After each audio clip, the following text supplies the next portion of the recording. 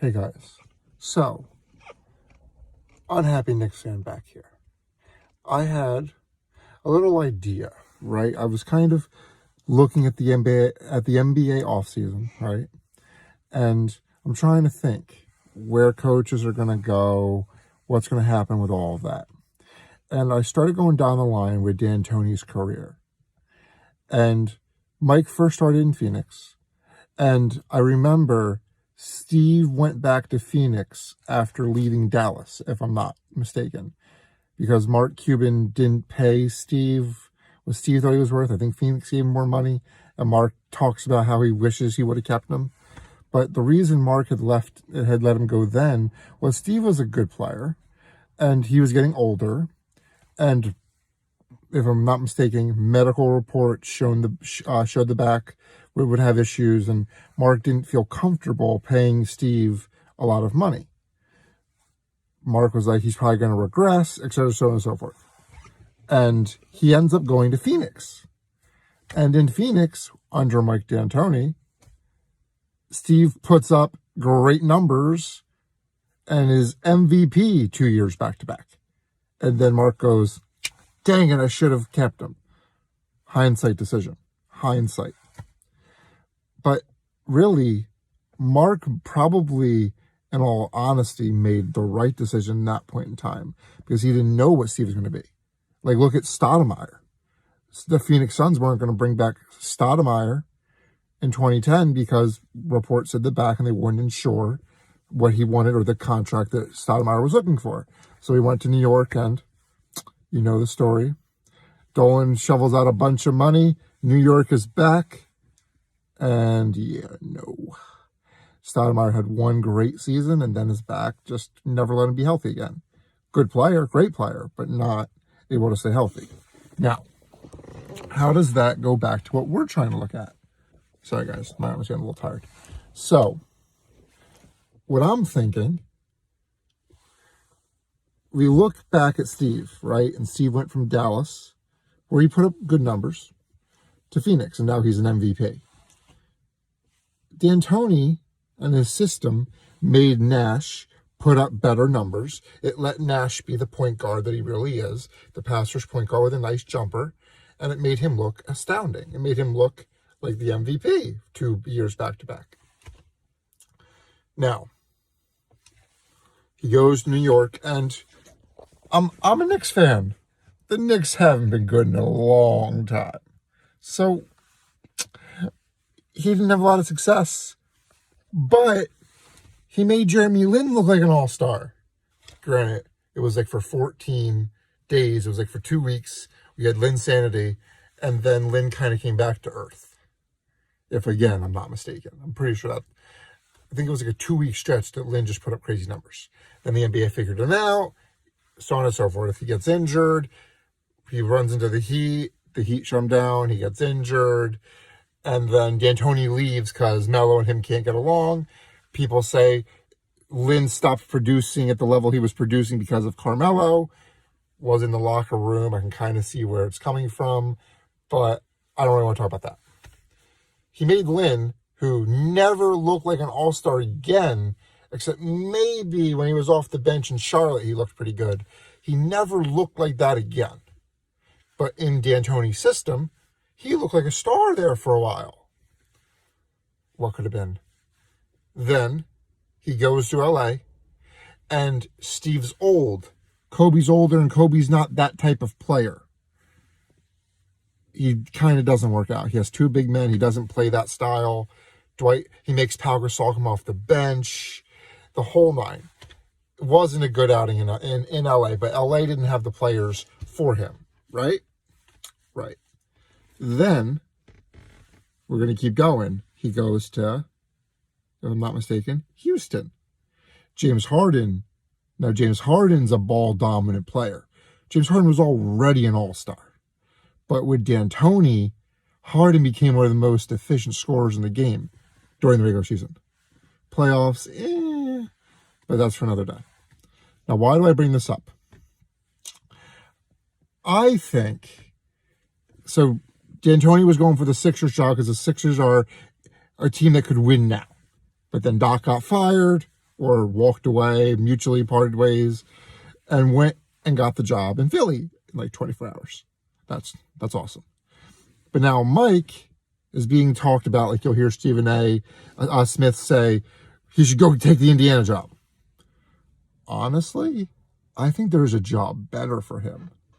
It's not the Indiana job. I think New Orleans is the place for him to go. Now, why? Hear me out. First, you have Lonzo Ball. Right now, he hasn't lived up to expectations. Is he a bad player? No. Especially as his three-point arc and three-point touch get better, he'll look a lot better. But he's not a bad player, but he's considered a bust because as the second overall pick, what did he really do, right? So, Lonzo's a passer as point guard. But Lonzo has not found the right fit. He even had Mike D'Antoni's predecessor in Phoenix, Alvin Gentry, as his head coach. But it didn't go as well as we would have liked. I think, like with Steve Nash, like with Jeremy Lin, like with James Harden, D'Antoni could make Lonzo Ball an all-star caliber point guard. Now, it helps Lonzo. I guarantee you it helps Lonzo. Now, what does Mike like to do? Mike likes to play small ball, right? He likes to play small ball. Zion Williamson. Now, Zion showed a little bit better touch from the three than a lot of us expected him to do coming into the NBA. He had that 4-for-4 game in his first game from beyond the arc, but he wasn't the worst shooter. Obviously, it needs a lot of work, but there's something to work with. I think, again, not all the time. The majority of the time, Zion should play the 4, but there will be parts of the game, especially closing late, I think they could play Zion at the 5. This lets D'Antoni play super small ball, but with Zion, you get a super athletic guy who can block shots and finish above the rim. Now you can play 5 out. You can run the floor. It kind of reminds me of the Warriors' death lineup. How advantageous it was for them before KD, when they had Draymond Green playing at the 5. Draymond and Zion are about the same height. I think Draymond's an inch taller than Zion. Now, Draymond has, especially in his career, shown that he's a better defensive player, but I think Zion could become that. I think Zion could definitely play defense. He can definitely, because of his athleticism, as long as he wants to play defense, we'll see it. He's not a bad defender, but I think he'll get better as he gets used to the NBA game. So now you have Zion running your small ball 5, running up and down the court, catching lobs from you-know-who. Now we're in this fast-paced lineup. It's going to unlock Zoe. It's going to unlock Zion. Now, remember how unfair, and I agree, Durant's move to Golden State was, right? Well, Golden State had their death lineup, and KD was like the 3 or 4, depending on where you want to put him. Brandon Ingram had his all-star season this year. And his draft comparison was Kevin Durant. Now look, I'm not saying he's Kevin Durant, because he's not. But he plays like Durant, and he can score the ball pretty well like Durant. He doesn't play defense like Durant did, especially in Golden State. He's not the player Durant is. Don't misquote me. But Brandon Ingram could be what KD was for Golden State in terms of that guy who can get the ball, create his own shot when the offense slows. He can also catch and shoot, and Brandon Ingram will be fine. They could create a mini Golden State, especially as Zion gets his shot better and as Lonzo gets a shot better. As Zoe starts to get better, like as he continues his development with a shot, and as Zion develops his shot and defense, that's going to be nasty. Now, they're going to play up and down, up and down, up and down. Offensively, they're going to be awesome. At least in my opinion. It'll be great development for the young guys. You got a little core nucleus that's awesome there. But the whole knock against D'Antoni was no defense, no defense, no defense. In Houston, he had to bring in his defensive coordinator after Melo left again, because they had him when they took the Warriors to 7 games. Then the start of the season, the defensive coach wasn't there. Then he came back. The whole drama.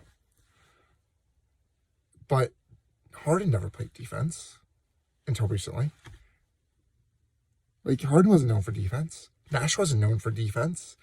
The Knicks weren't known for defense, except Tyson Chandler. Love you, Tyson. But why am I saying all of this?